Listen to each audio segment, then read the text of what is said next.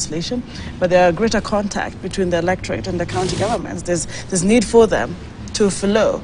But some of the things that have been brought in, the media's attention or to the media's attention, there are other MCAs that only attend committee meetings. Of course, you have committees also in the assembly to secure the lucrative sitting allowances.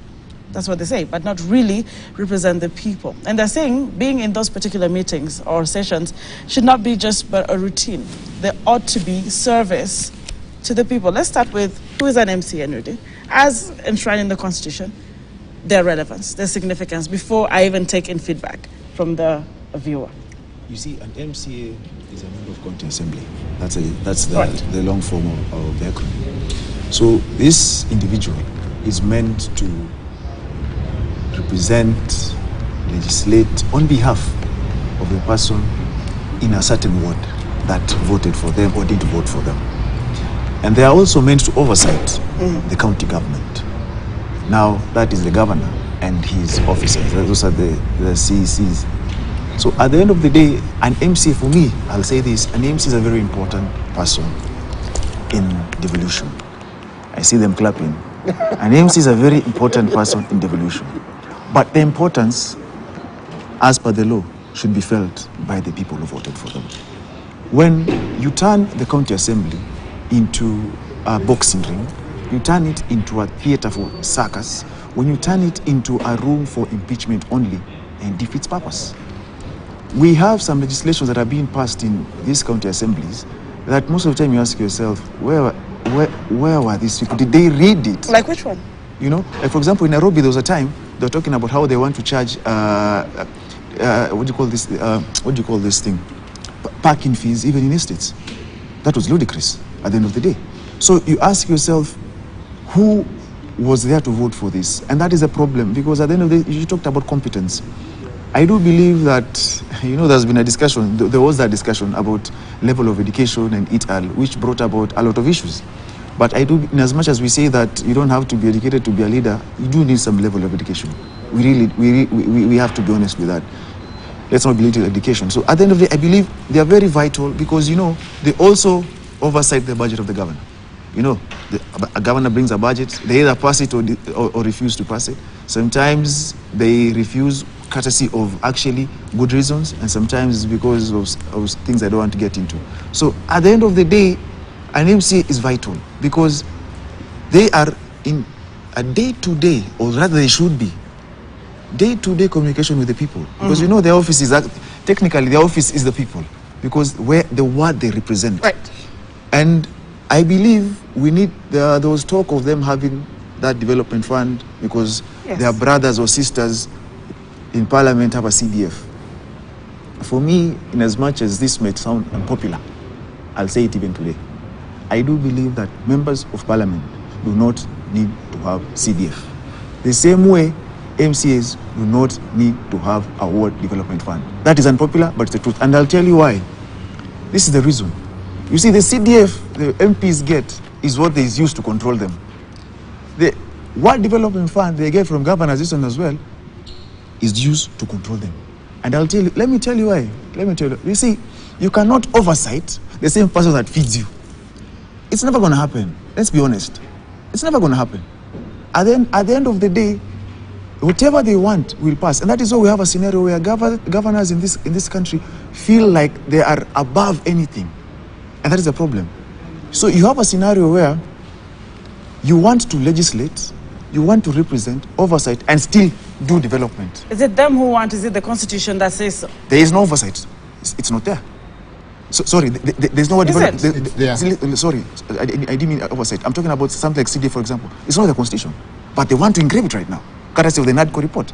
You cannot legislate, represent, oversight, and still do development. The reason why we came up with devolution, let me do even a historical class. The reason why we came up with CDF was simply because there was a time, if you are not in government, there was no development around your area. Yes. So there was a cry that we need to have a scenario where we can have development move across the country. And that's why CDF came. Now, the reason why we came up with devolution is because of historical injustices. Some parts of the country felt, you know what, we have been in this country, we see celebrations of Madaraka and Jamhuri, but there is no development. So you want to tell me you want to have devolved funds for a governor and still give world development for an MC? That in itself is duplicity. He's talking about austerity measures. Further, you know, it's unpopular. I can see what he's doing, but you know, in Latin we say veritas non camperit. The truth never perishes. Further, you have a scenario where we just talked about how, for example, most of the time we've seen county assemblies, their biggest role has been impeachment. You know, for me, I sit at a point where I believe we need to raise the threshold for impeachment, because some impeachments are politically motivated or instigated. And I do believe we do have, I won't say all, we do have members of county assemblies who actually work for their people. Okay. And I do know some who work, that's who I said are in constant communication with those who elected them. All right, let's hear from them. And Thuku, allow me to hear from Bernard. He has been quite longer.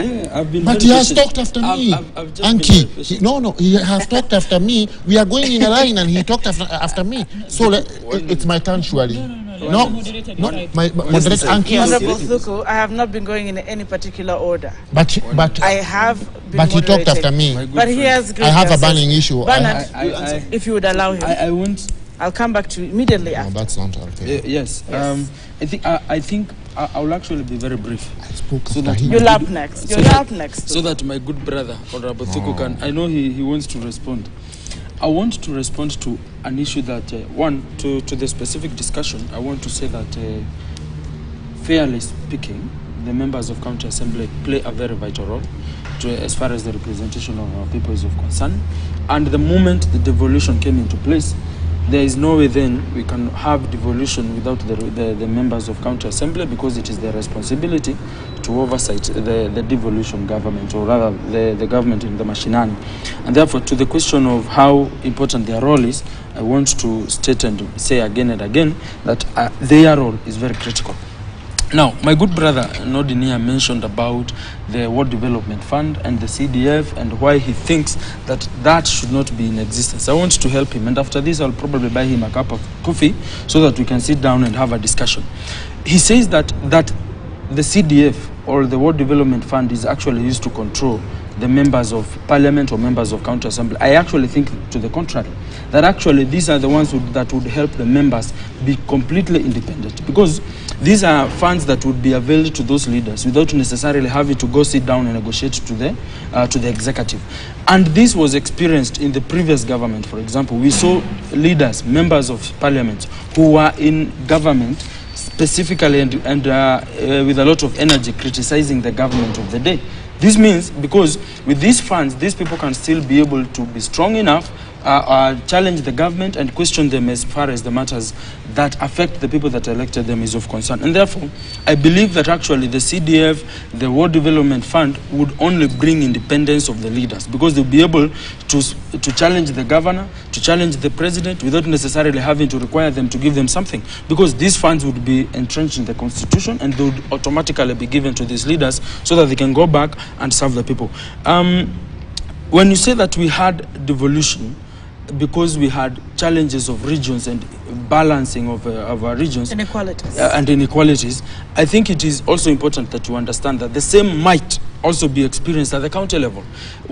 If those resources are just left at the county level, with the way our counties are maybe massive and all that, it is also very possible that the governor might also not be very objective in some cases, and might not also be able to distribute the resources equitably. And the only solution to such a challenge is to have the members of county assembly having the World Development Fund, so that they can also ensure that in their specific areas, regardless of where they come from, that there is development that is being felt in the mashinani. Finally, to the question of impeachment, and maybe that you've experienced that for some time, you've been hearing questions of impeachment. Since last year, it's quite been yes, a number of those. That it has been very frequent.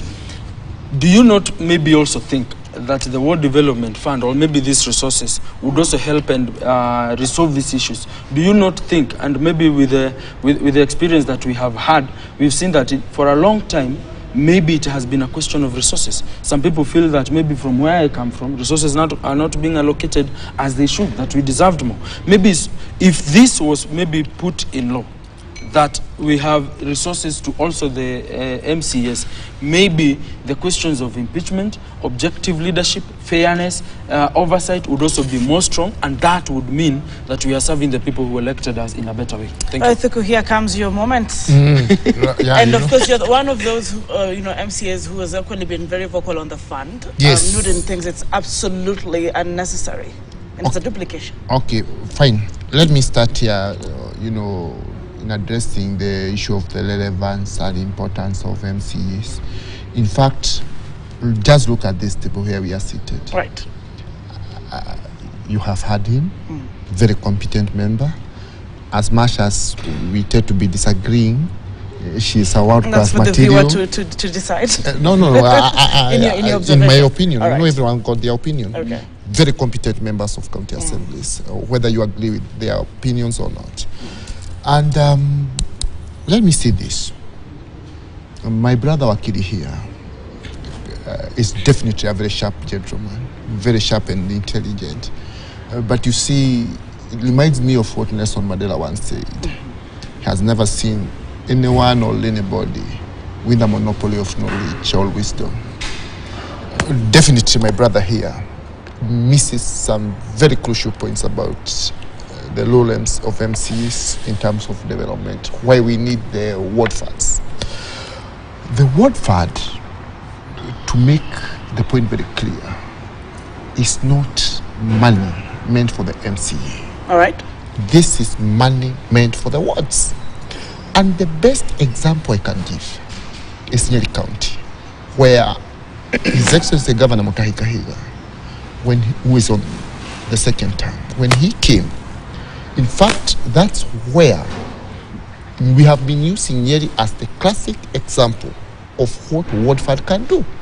Because that's one governor who came and established wards kitty. This money, for example, in my ward, we have been able to achieve, that first time I was there and this time, we have been able to achieve for the Wachinga ward what could not be achieved since independence in that ward. This week, today and yesterday and today and the whole of last week, we are supporting the Chiga farmers in crop production. So we are giving them from the county kitty goat manure. And it is very, very popular on the ground. Some bridges, which, President Kibaki was my MP, may God continue rest in his peace, his soul in peace. He was my MP.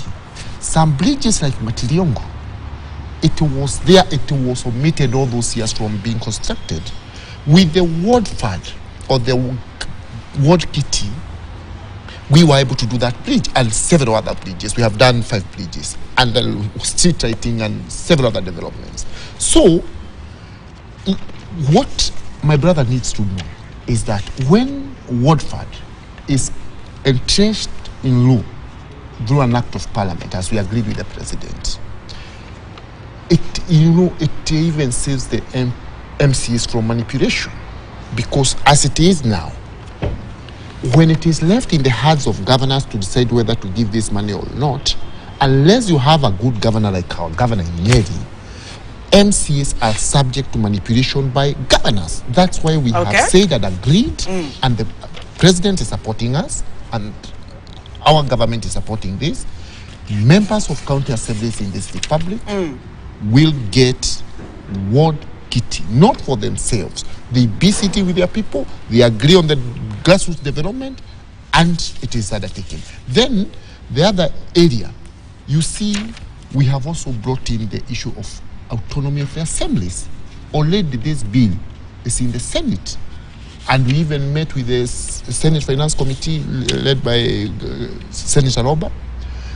And we have agreed, in order to cut the umbilical cord between the county executive and the county assemblies. All right. The county assemblies will have the autonomy. They will be no longer, if you oversight the governor, they can, withhold funds for you. The funds. That happens? Yeah, it does. It does in many areas. So you can see this devolution has been taken a notch higher, and This money, what my brother Wakili needs to know, it's not for the members of county assemblies. This is money that goes to the wards. This is money even MCs will not be touching it.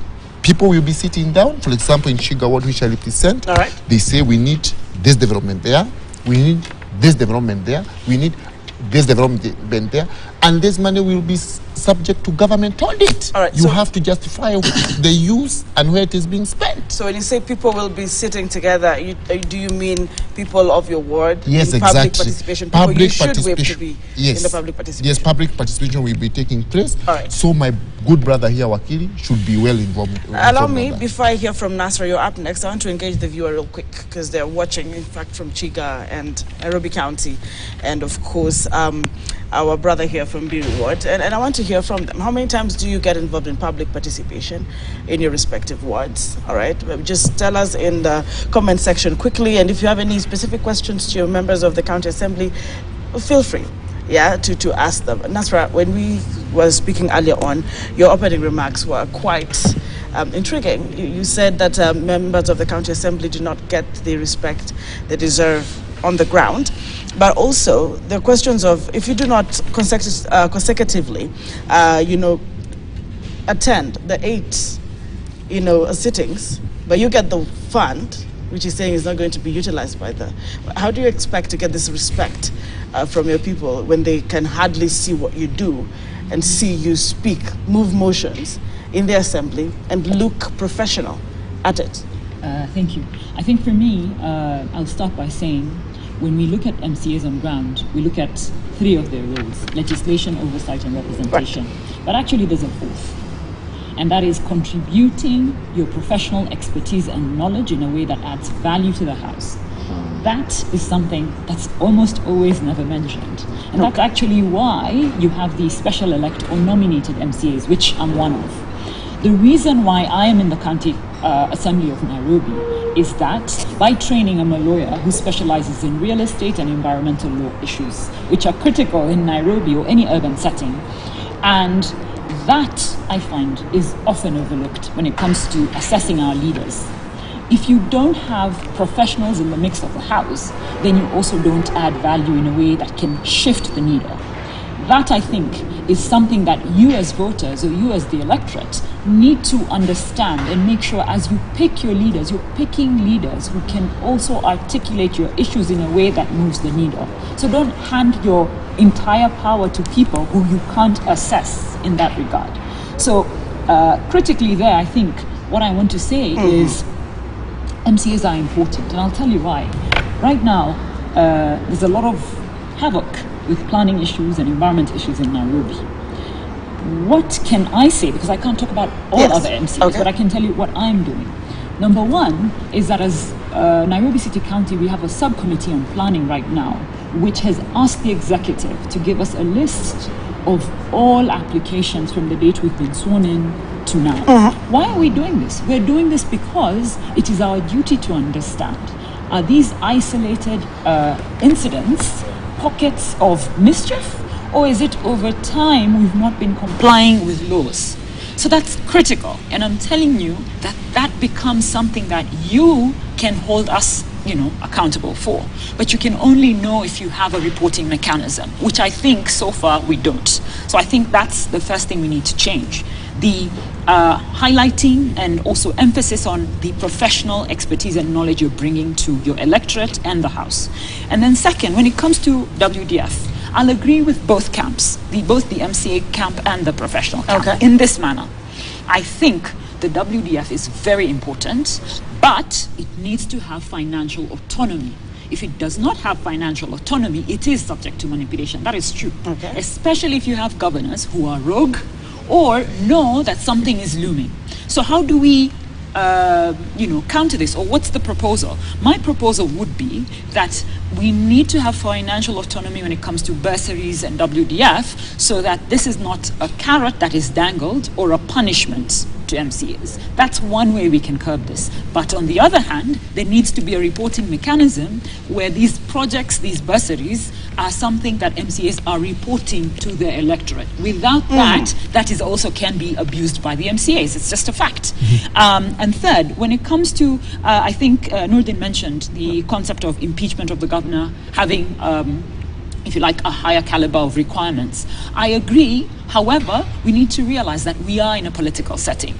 But the only thing that can give sanity to politics is a legal framework that keeps checks and balances.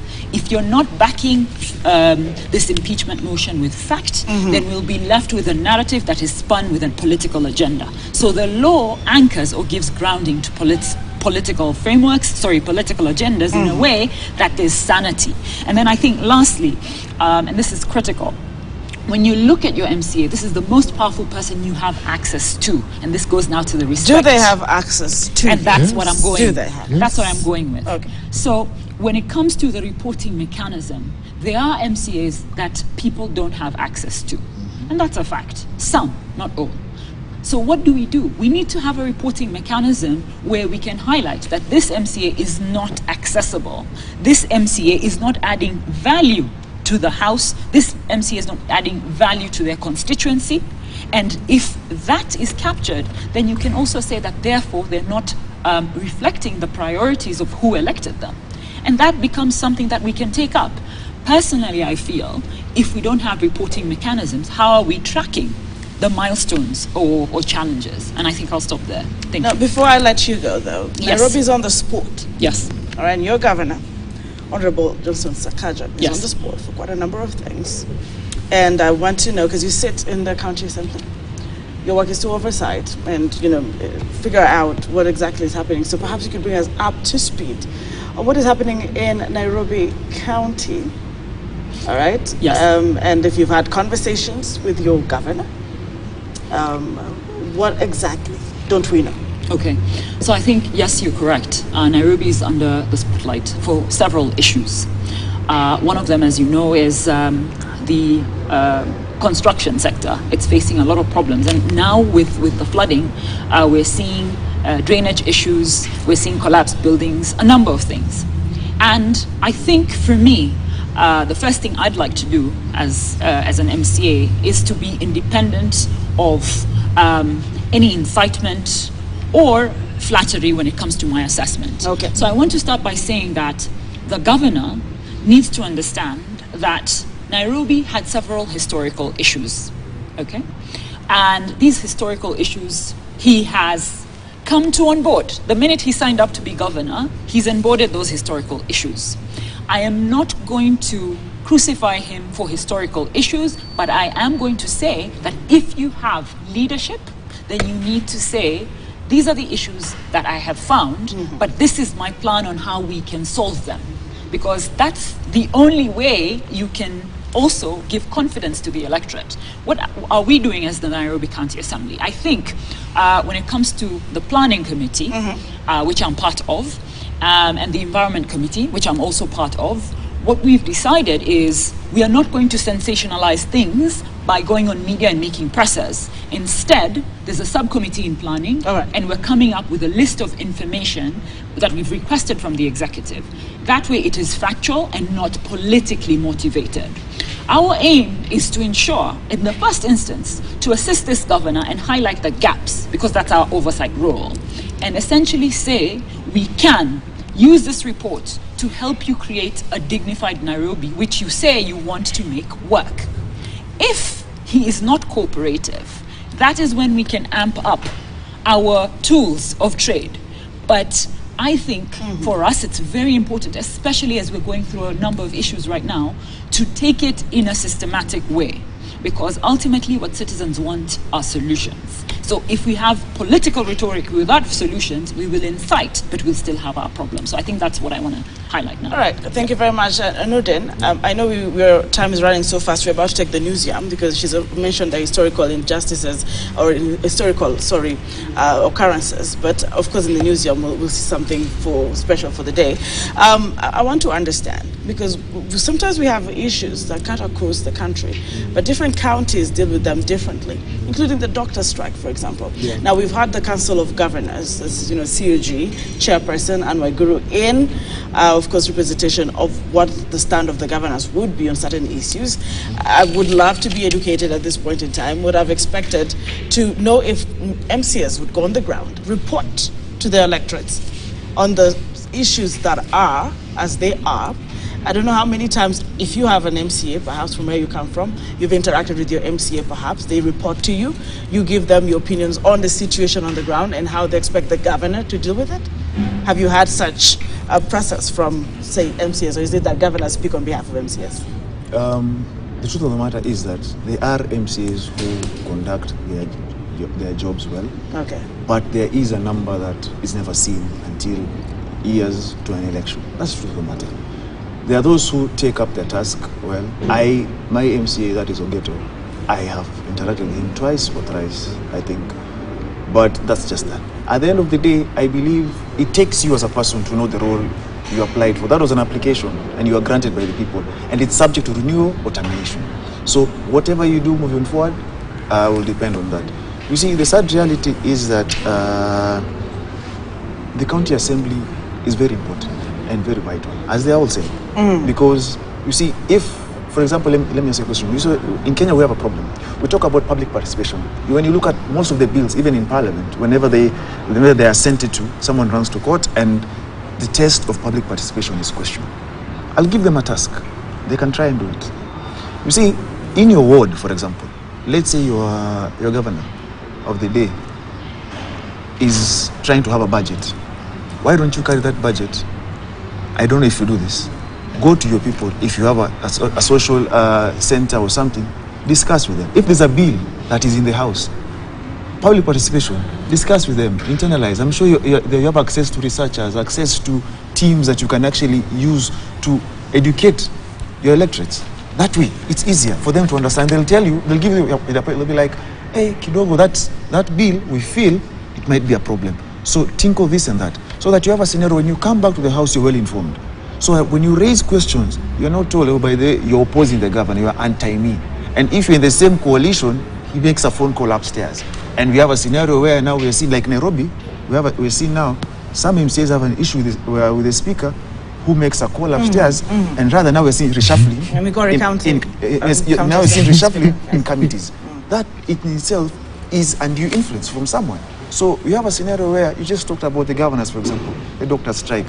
You see them line up, or rather sit down and give a presser. And they should be asking you as the MCAs, what is the reality on the ground? You should be advising them how dire things are, that people are dying, that those so-called doctors they're talking about, he talked about they have an oath of office. I'll tell you for free, we need to move away from this myopic thinking that doctors or medicine is a calling. Uncle, I'll ask you a question. Please point me to the M-Pesa withdrawal calling. Please point me to a bank where you withdraw a calling. Please point me to a house where you pay a landlord with a calling. Please point me to a direction where school fees paid with a calling. This person is a human being. They have children, they have needs. So you have to ask yourself, how do we solve the situation, like she said, in a humane way? So at the end of the day, they should be the ones giving the governors a day-to-day account of what the people want. So if you feel that is not being done, then you have the power. But sadly, we go back to the issue. That's these people, all these people belong to a political party. Someone talked here about independence and oversight comes with the World Development Fund. I'll tell you, your biggest motivation for oversight is your salary. That is your job. You're being paid. So do oversight. You don't need to be given a World Development Fund for you to have the impetus to actually do oversight. Somebody again talked about resources, some resources that don't get somewhere. What's legislation? Make sure that budget affects your area. It's part and parcel of your duties. So at the end of the day, members of County Assembly need to understand, in as much as they are big on impeachment, they have a very strong power, which is representing the people who elected them. It is true, you're big on impeachment. We now have. I actually have information of there's an impeachment that is coming for certain county. So you have a scenario where people need to look at your MCA as the door to run to when you have a problem. I know they interact with people and they go for burial, they contribute in burials and all those things. But aside from that, Can we have a scenario where you legislate things that help the people? We now have a problem in Nairobi where we are being told we're going to build beacon to beacon. I'm actually waiting for the report they'll come up with, because that can be done.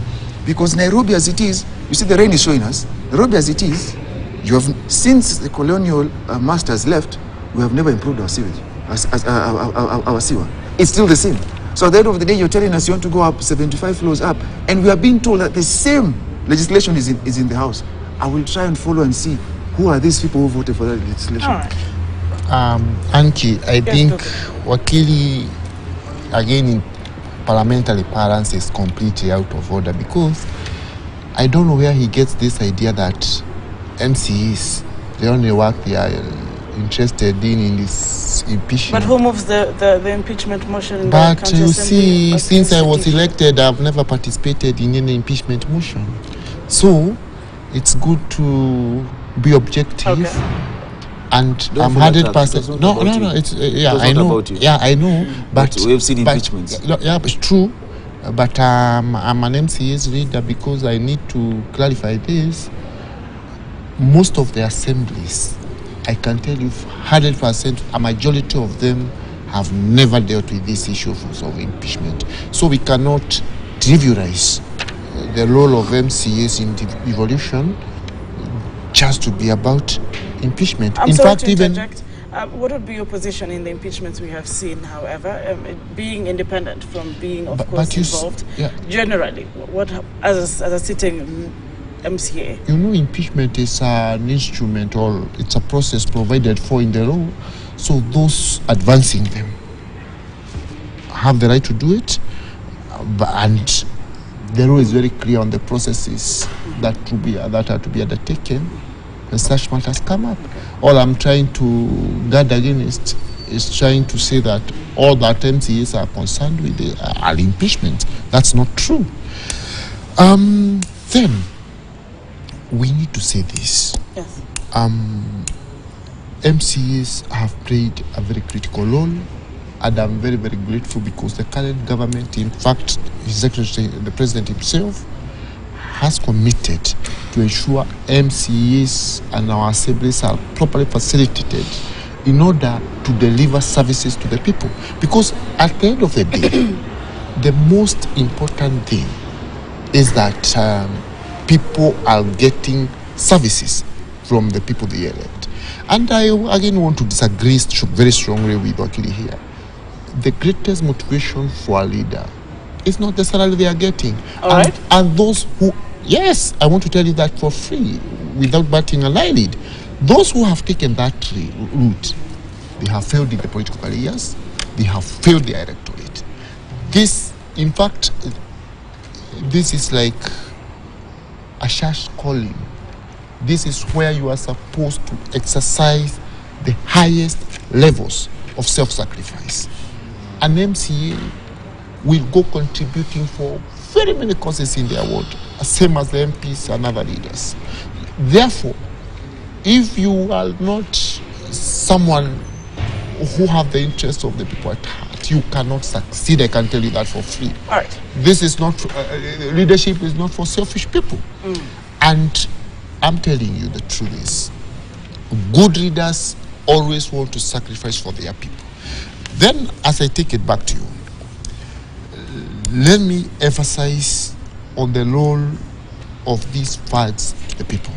Like I said before, all the funds, especially development funds, are meant to benefit our people on the ground. You know, I think for once, we as MCAs can actually school Wakili on the goings on in the grassroots, on how to serve the people. And I'm actually very happy, even my sister here understands very well the role of MCAs in as far as addressing the challenges concerning our people is concerned. And I'm a very happy person, because even after I leave here, I'll go straight to my grassroots areas. I've told you we have programs we are taking there. We have bridges to construct. We have street lights to put up. And we have a lot of development there. And as Wakili says here... All right, so then we move. Yes. It's not like we don't consult our people. But then again, as a leader, you must know. You cannot just be going every other time. You cannot allow people to work because you are calling them for meetings to come and consult. They elected you so that you can represent them as much as possible in as many forums, in as many areas as possible. So it's true, you need to consult your people, and we still do it at times, but you have to take the leadership role entrusted to you by your people. Now, the people who came before us, and it's good to sometimes look back in history. I'm equally very curious to see what's on the newsroom today. So, honorable panelists, ladies and gentlemen, here is the newsroom prepared this Friday. Let's take a look.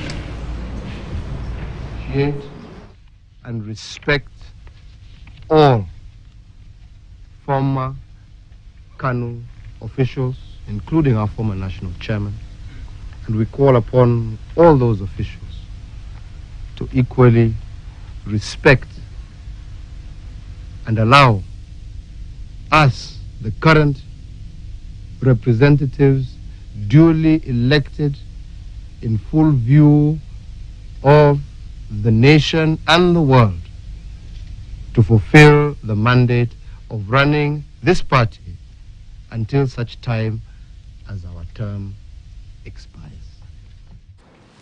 Respect at the center of it all. And I think Nasra mentioned that respect is where we draw the line. And even as you pick, and I know I just have about 10 minutes to wrap this up, front page of the Stand, I keep talking about this because you oversight. I'm looking at 10 counties that gobbling 12 billion shillings. This is the old style if you're trying to figure out which, it's not today's front page.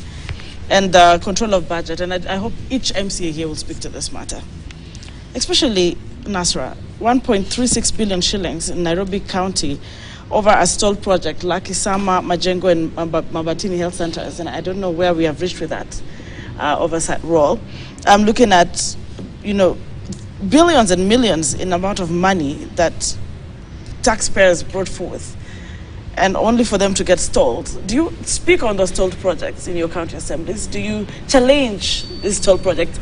And if you are aware of any in your respective ward or counties, maybe I can start with you, Bernard, on this issue of losing public resources. And now, the common narrative, devolved corruption.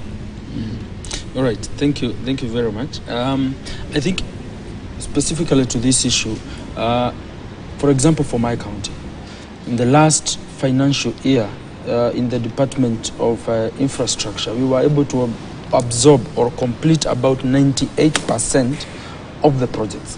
This financial year, we have committed to make sure we absorb or complete about 100%. That is our commitment this financial year.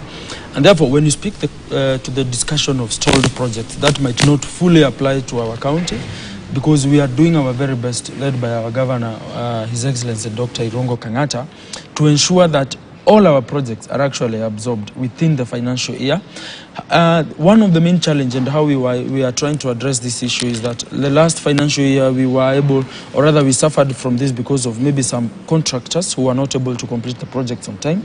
And so we came up with regulations or maybe guidelines that will ensure that maybe if a contractor is not able to meet such a requirement. We came up means the county assembly? The county assembly. Okay. The county assembly, we were able to come up with a solution to this issue. All because we set a limit to how many contracts, for example, a contractor can be able to partake at a time, to ensure that we're able to fully absorb all our projects. So as far as we are of concern, I think we did well, and we are only working to improve that. Now, I know this has occurred elsewhere in other counties and also in other government institutions. I think for each and every county, and also for the national government, it's upon them to sit down and make sure that the regulations are coming in place, or rather, there are guidelines that they're putting in place, maybe the specific county assemblies. Which ones would you suggest would work at this point? Because 60 years down the line, Kenya is still dealing with corruption that we devolved. Perhaps you could give us 2-3 priority legislations that you would put forth as a county assembly member. Not necessarily even legislations. It's also about how you practice your whole process of procurement. I think be fair, so that in that you will make sure that you have competent contractors. This will make sure that these guys can be able to to deliver on time. For us as a county, what we've done is to make sure that our process is very transparent, very fair, very objective, so that we are getting contractors who can be able to do the job. But previously, and also in other government institutions, and I can tell you that in most of these county governments, in most of these government institutions where you are seeing stalled projects, it might actually be originating from the process of awarding these contracts. Maybe it was given because maybe I'm a friend of that person. Maybe it was given to that other person because he was once in the political space who supported me or supported the other person.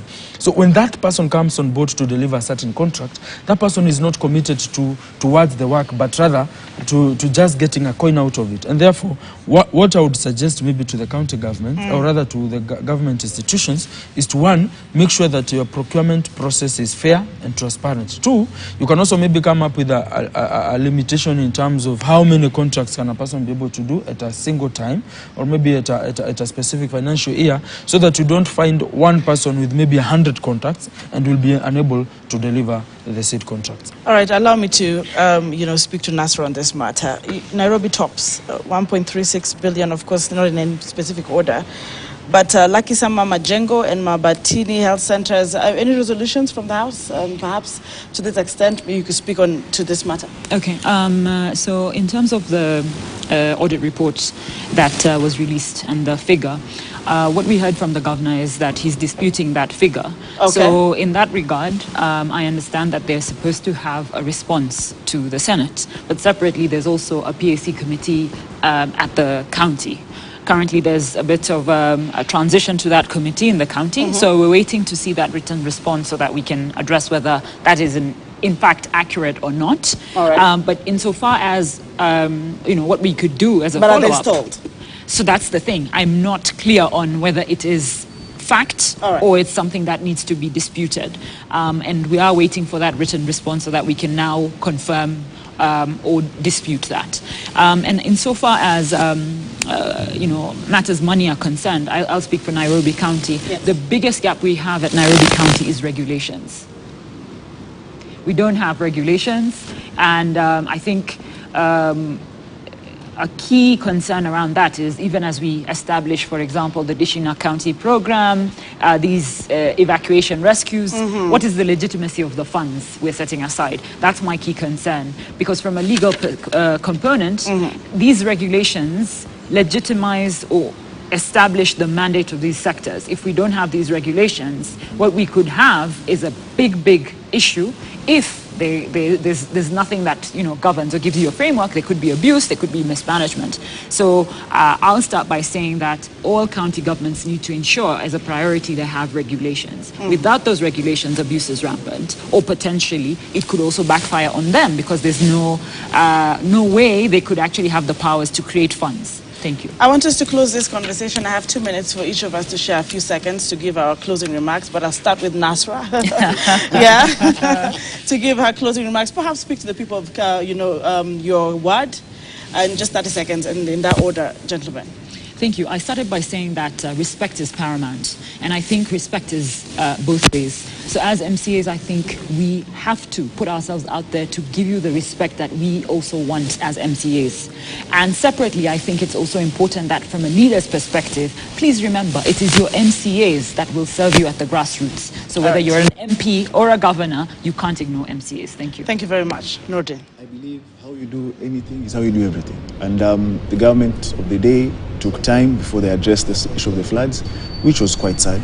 They had 2 months prior notice from the Meteorological Department that the floods would happen. So I believe, in as much as people might try to defend and try and put the government in a pedestal, my good friend from Russia, Vladimir Putin, says, if you're ugly, don't blame the mirror. So at the end of the day, people should look at themselves and people should do their work. As to the MCs I have here, I wish them all the best, and may they actually, like he rightfully said, is going to be in touch with people. May they actually make the people the central part of their duties.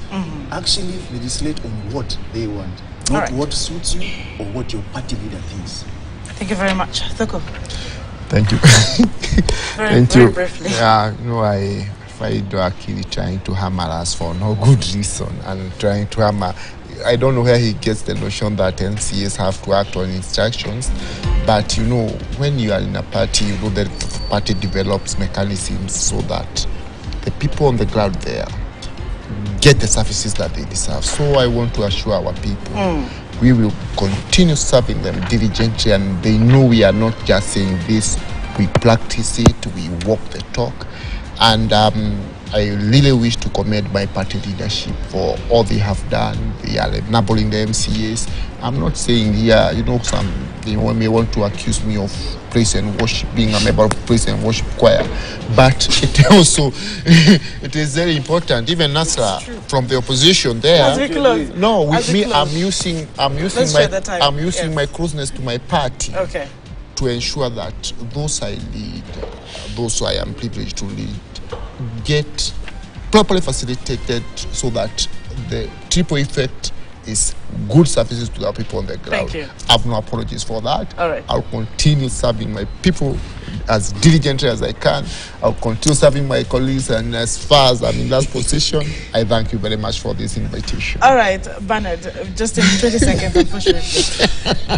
Thank you so much. Thank you so much. I'll only probably want to say one thing. Yes.